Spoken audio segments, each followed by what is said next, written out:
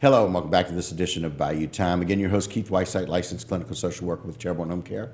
Very glad you're joining us. However you may be joining us, we appreciate it. And you know, it's always good to kind of get an update from the people who know what's happening, especially out on the street, especially during this time that we just finished with Mardi Gras.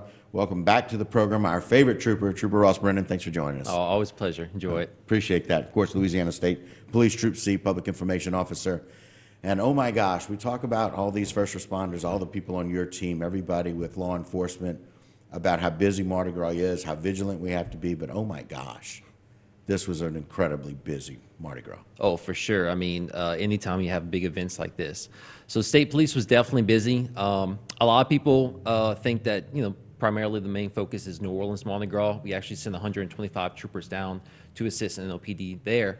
But we also got a big Mardi Gras scene in the Houma, Thibodeau areas as well. Right. And so we definitely had troopers within our area assisting. Primarily, we had a lot of uniform motorcycle division helping out with the parades. Right. We also had other troopers riding in the parades. So we also had undercover detectives that were wearing plain clothes, like normal street clothes. Sure. Also in the crowds too, keeping an eye on things. Right. So we definitely had personnel in our areas because sometimes our parades can be just as big as a New Orleans area parade. Especially this year, with really feeling like we're coming back. It's going to be a big Mardi Gras.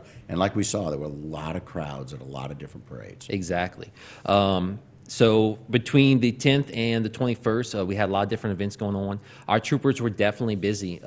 Starting off with DWI arrests. We had 32 DWI arrests in those 11 days, which 32. is a lot. Yeah, that's I mean, it's 3 a day.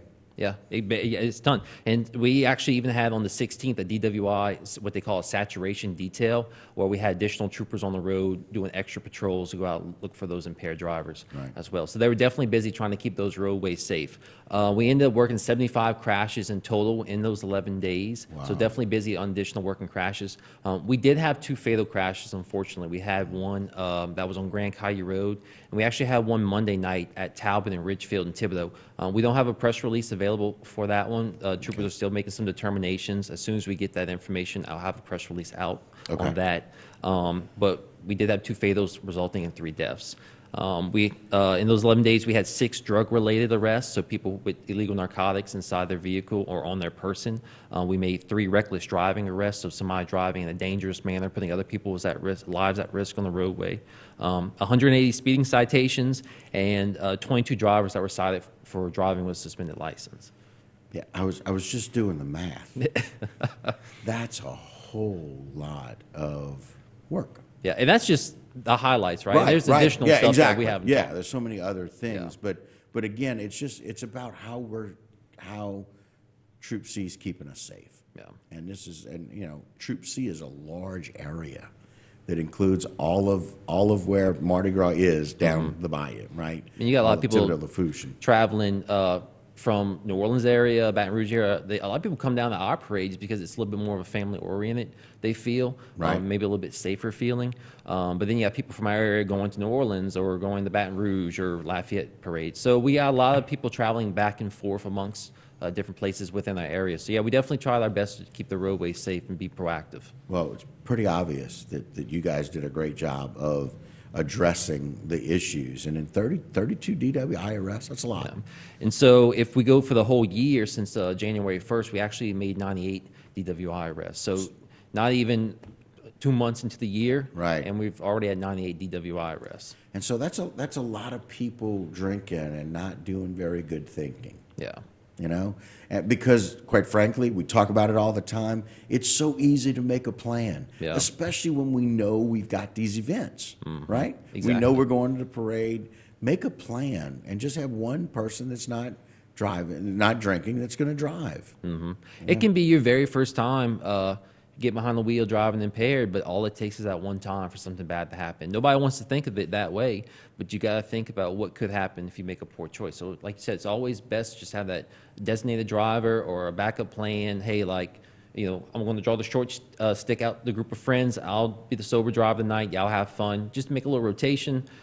Always have that good plan in place to prevent tragedies from happening. And, quite frankly, with all of the trucks and all of the truck beds that we have along the parade routes, we've already got one less driver because typically we're leaving that truck or that flatbed or whatever it is there So that's where people can partner up. It's an easier time to make that decision. Yeah. But I don't know that people are still I think people really wanted to get out and really get their celebration on, if you will, for this Mardi Gras. And it's quite frankly that we had a lot going on. The 75 crashes and unfortunately 3 deaths with that. Yeah. So we're basically on par what we were last year at this time. We had a good little run, but unfortunately we had those 2 crashes for relatively back to back. Right. One, we're still waiting for toxicology results, and the other one, the most recent one on Talbot and Ridgefield, one of the drivers who was killed was unrestrained in the crash. But like I said, hopefully we'll have a press release out coming soon once troopers make a little bit more determination on what happened in that crash. Yeah, and again, like you said, we always, every year, because we talk about this plenty during the year, but every year we want to do better than we did the year before, right? So our goal right now is to make plans to have a better or safer, if you will, Mardi Gras next year.